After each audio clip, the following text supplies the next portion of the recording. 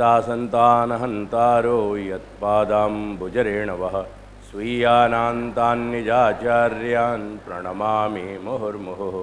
यदनुग्रहतो जन्तुः सर्वदुःखातिगो भवेत् तमहं सर्वदा वन्दे श्रीमद्वल्लभनन्दनम्।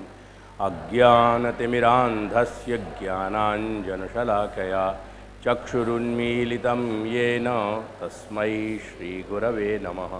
नमामि हृदये शेषे लीलाक्षीराब्धिशायिनं लक्ष्मीसहस्रलीलाभिः सेव्यमानं कलानिधिं। चतुर्भिश्च चतुर्भिश्च चतुर्भिश्च त्रिभिस्तथा षड्भिर्विराजते योऽसौ पञ्चधारदये मम। यस्य दर्शनमात्रेण भवेन्नेत्रोत्सवो नृणां सदानन्दस्वरूपं तं वन्दे श्याममनोहरं।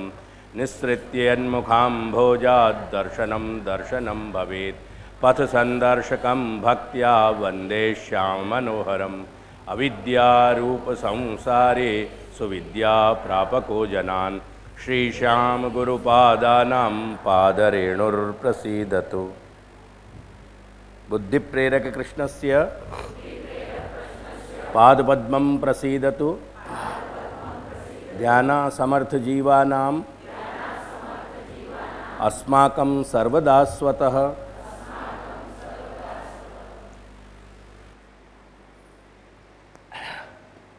अभी 2-1 दिन पहले मेरे पास एक बहुत खूबसूरत प्रश्न आयो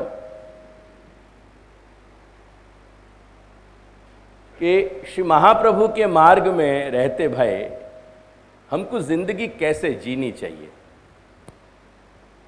बहुत सामान्य प्रश्न है लेकिन बहुत असामान्य प्रश्न है। बहुत अच्छी बात लगी मुझे। जीवन हमको कैसे जीना चाहिए।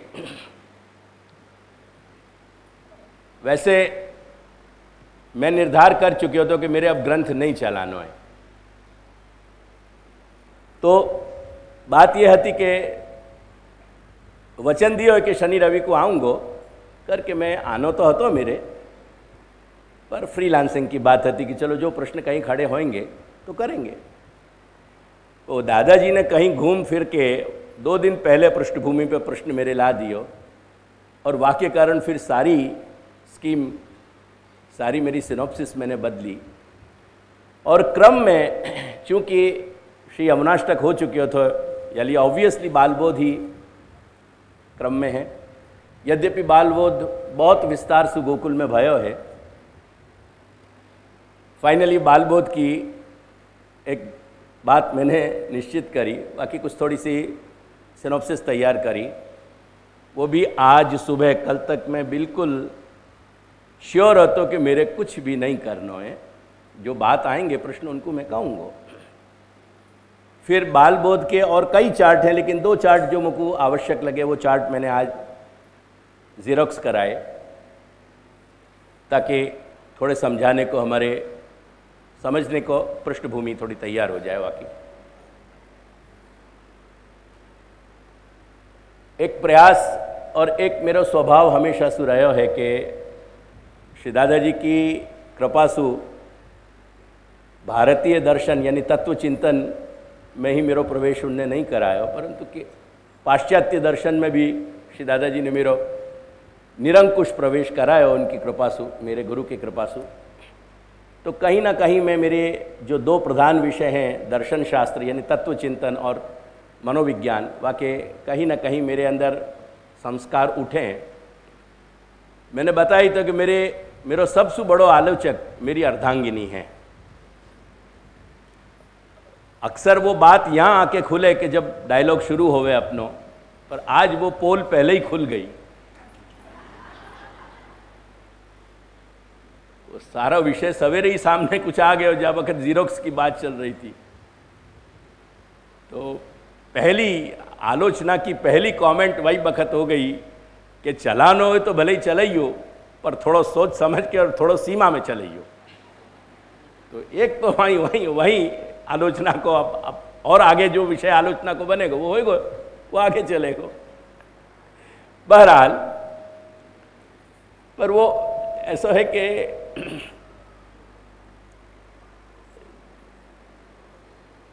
आलोचना सुनने की मेरी थोड़ी आदत भी पड़ गई है।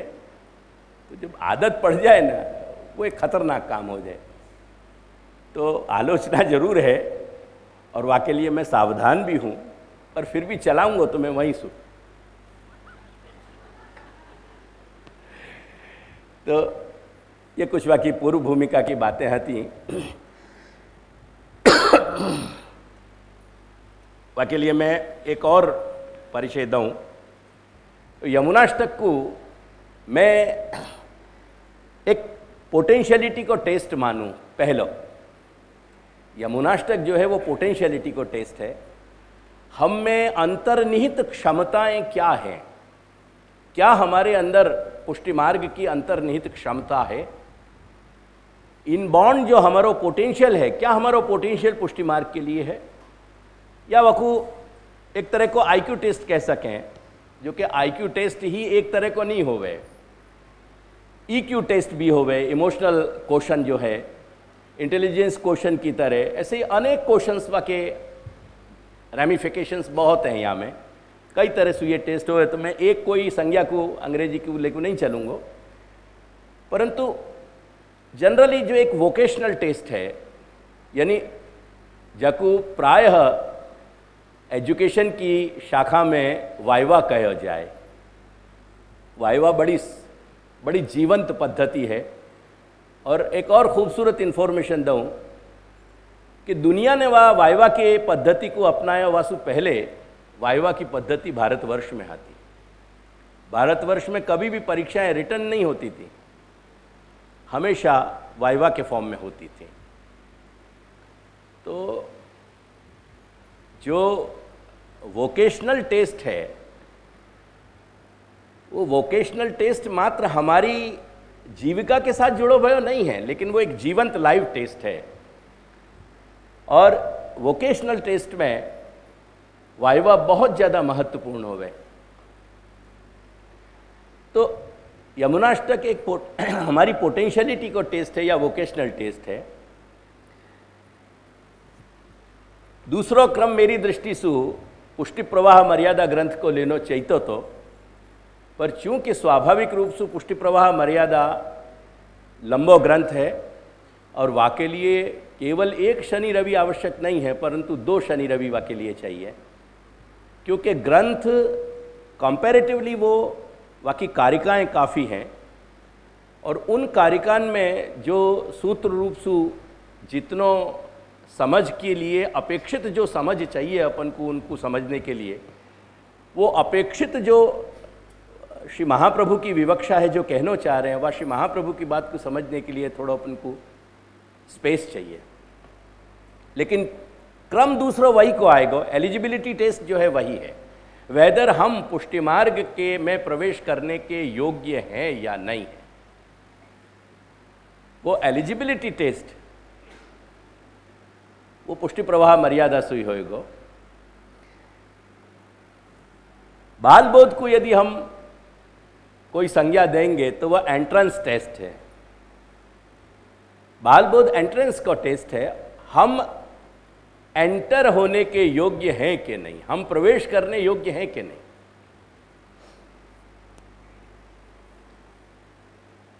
मौर्य और गुप्त पीरियड में लगभग 2000 वर्ष पहले, यद्यपि बौद्धन को बहुत तगड़ो असर प्रारंभ हो गया तो भारतवर्ष में, और प्रायः जो विश्वविद्यालय हैं वो विश्वविद्यालय बौद्ध विद्वानन के कब्जे में चले गए थे, जाके माइलस्टोन नेम है तक्षशिला और नालंदा। दोनों ही विश्वविद्यालय में एक पद्धति थी कि उनके 4 दरवाजे होते थे, एंट्रेंस होते थे उनके प्रवेश द्वार, और चारों दरवाजे इन पे 4 पंडितें जो है बैठते, और वह बखत के जो पद, वाक्य और प्रमाण यानी व्याकरण, मीमांसा और न्याय, जको इंडियन लॉजिक अपन कहेंगे, और या के अलावा ओवरऑल जो सर्वतंत्र स्वतंत्र की एक पद्धति थी भारतवर्ष में, जितने भी शास्त्र की शाखाएं हैं, बाकी बेसिक जो डिविजन्स हैं, मूलभूत आधारभूत, उन आधारभूत सभी विभागन में जाको बहुत सहज रूप से घूम जाने को परिचय होए, इन डेप्थ नॉलेज होए कि नहीं होए, लेकिन जाके अंदर एफिकेसी है, जाके अंदर एफिशिएंसी है, जस्ट टू मूव स्मूथली। इन 4 विषय के यात्रा के पंडितें बैठते थे और वो उनके पास एक एंट्रेंस के लेवल पे क्वेश्चनर रहता, तो एक प्रश्नावली रहती थी। उन प्रश्नावली के अगर संतोषप्रद, संतोष कराने वाले उत्तर मिल जाते, तब वकू वहाँ एंट्रेंस मिलता। तो जैसे आजकल के ज़माने में अपन फॉर्म लामे, फ़र्क इतना है कि आजकल फॉर्म के भी पैसा देने पड़े, वह बखत वह एंट्रेंस टेस्ट के पैसा नहीं देने पड़ते थे। तो ये एक पद्धति थी। बालबोध ये वही एक एंट्रेंस टेस्ट है अपने यहाँ को। यहाँ तक आके अपन रुकेंगे, आगे की बात जैसे अगर ग्रंथ चलेंगे या आएंगे तो बाकी बात करेंगे, नहीं तो कोई अभी प्रयोजन नहीं है। तो potentiality test, eligibility test and entrance test, ये आधुनिक भाषा में हम कह सकें उन आधुनिक मानसन के लिए कि जिन मानसन को दुर्भाग्य से इन ये 25 या 30 वर्ष के जो बालक हैं या 40 वर्ष को जो एक जनरेशन है, दुर्भाग्य से उनके पास भारत की कोई पृष्ठभूमि नहीं है, और भारतीय पृष्ठभूमि नहीं होने के कारण उनको जब प्रॉपर संज्ञाएं उनके पास आवें, आधुनिक प्रॉपर जो नाम आवें उनके पास, नॉमेनक्लेचर कि जो श्री महाप्रभु के विचारन को बहुत सीधो सीधो अभिव्यक्त कर पावें, तो उनकी समझ ज़्यादा गहरी हो पावे करके मैं ये कंपैरिजन करके चलूँ। तो ये एंट्रेंस टेस्ट है, और वह फॉर्म में हम याकू देखेंगे कि श्री महाप्रभु हमसे क्या कहना चाह रहे हैं। हम पुष्टि मार्ग में यदि प्रवेश करना चाह रहे हैं तो हमारे लिए एक सामान्य समझ हमारी क्या विकसित होनी चाहिए, वाकी चर्चा बाल बोध में है। और बाल बोध जो स्वयं नाम है वो स्वयं सेल्फ एक्सप्लेनेटरी है, वो स्वयं ये बतावे। बाल को मतलब ये है कि शास्त्र के स्तर पे जिन लोगों को सद और असद को बोध नहीं है। यहाँ दूध पीने वालों बच्चा बच्चा नहीं कहो जा रहे हो, बाल नहीं कहो जा रहे हो, पर शास्त्र के प्रौढ़ विचारन में कौन से अपने लिए एक्सेप्टेबल हैं, कौन से नहीं हैं, कौन से अपन को स्वीकारने चाहिए अपने स्वभाव अधिकार के अनुसार, कौन सो नहीं, क्या नहीं स्वीकारना चाहिए इत्यादि समझने में, जानने में जो सक्षम नहीं हैं, जो कैपेबल नहीं हैं, इनकैपेबल हैं, उनको सद और असद को बोध करानो वो बोध है यहाँ। तो बाल बोध स्वयं जो है अपने आप में सेल्फ एक्सप्लेनेटरी है। ये नाम अपने आप में, ये संज्ञा अपने आप में अपन को अर्थ समझा रही है। चलिए या को ध्यान में रखते हुए अपन आगे चलेंगे।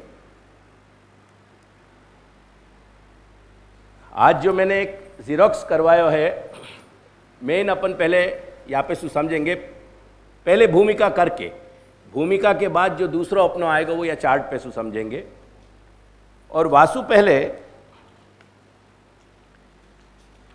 मेरी खेद सहित, जाकू तुम गुजराती में कहो ना, मुझको पहले बड़ो विचित्र शब्द लगतो, पर फिर धीरे धीरे मैंने एडप्ट कर लिया। वाकू हमें दिलगीर छीए, तो हूँ कहवा मागू छूँ हूँ दिलगीर छूँ कि जे अंग्रेजी में जेमनो बहु प्रवेश ना होय कि समझनी तकलीफ होय, पण एनो जे एक प्रारंभिक एनो प्रीफेस छे, ए प्रीफेस हूँ कांईक थोड़ाक मारी रीते हूँ प्रस्तुत करीश कि जेनाथी एक डॉक्यूमेंट थई शके अने हजी आगळनी जनरेशन कदाच एने वधु सारी रीते एब्जॉर्व करी शके एवुं हूँ मानु छूं।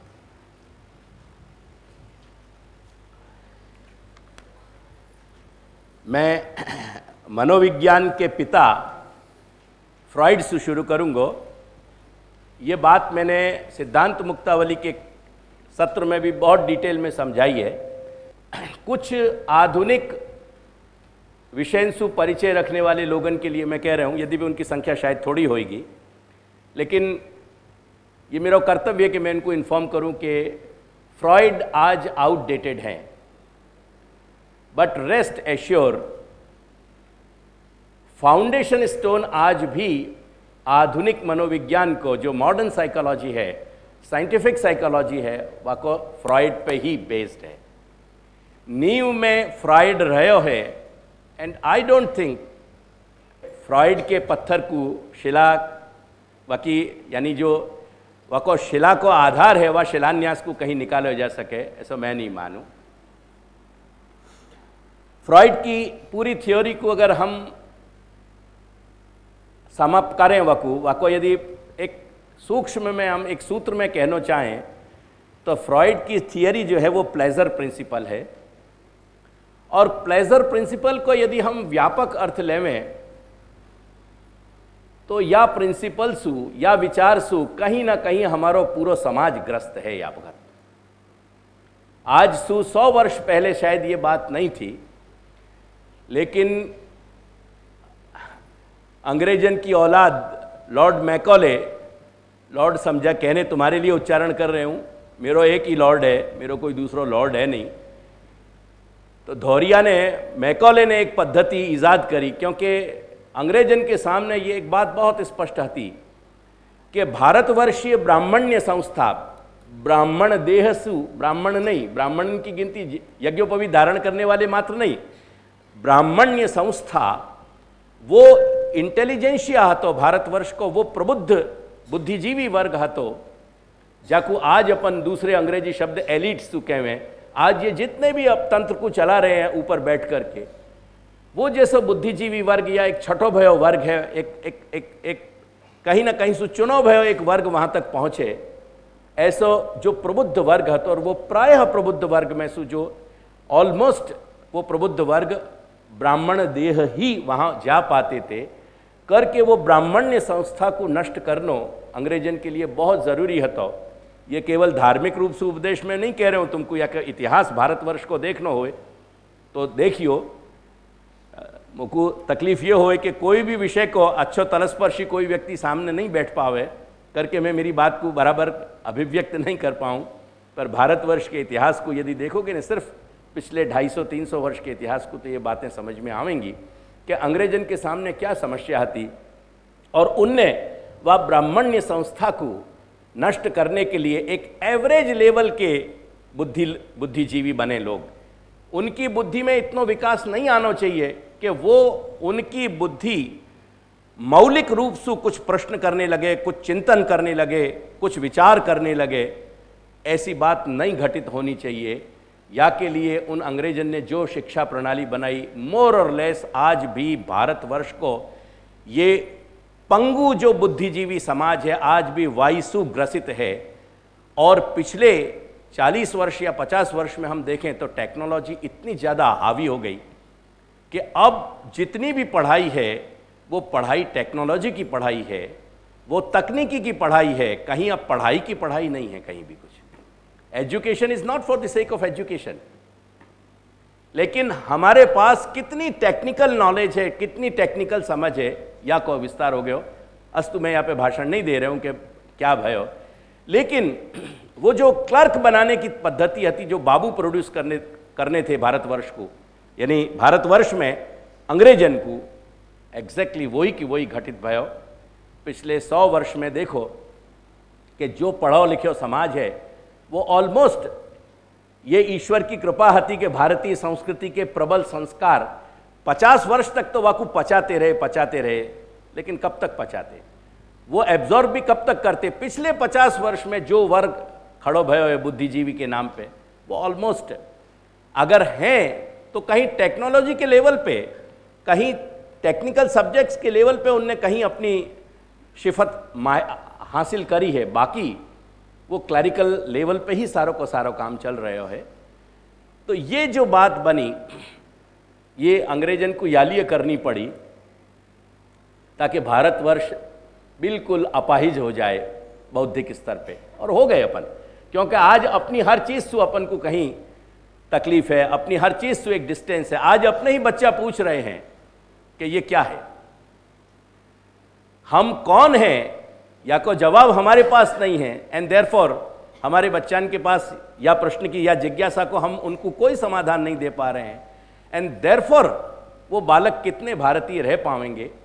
सूरत शक्ल सु हिंदुस्तानी भली बने रहे, लेकिन संस्कारन सु और विचारन सु और उनकी अंतरात्मा सु कितना भारतीय रह पाएंगे, एक प्रश्न मार्क है।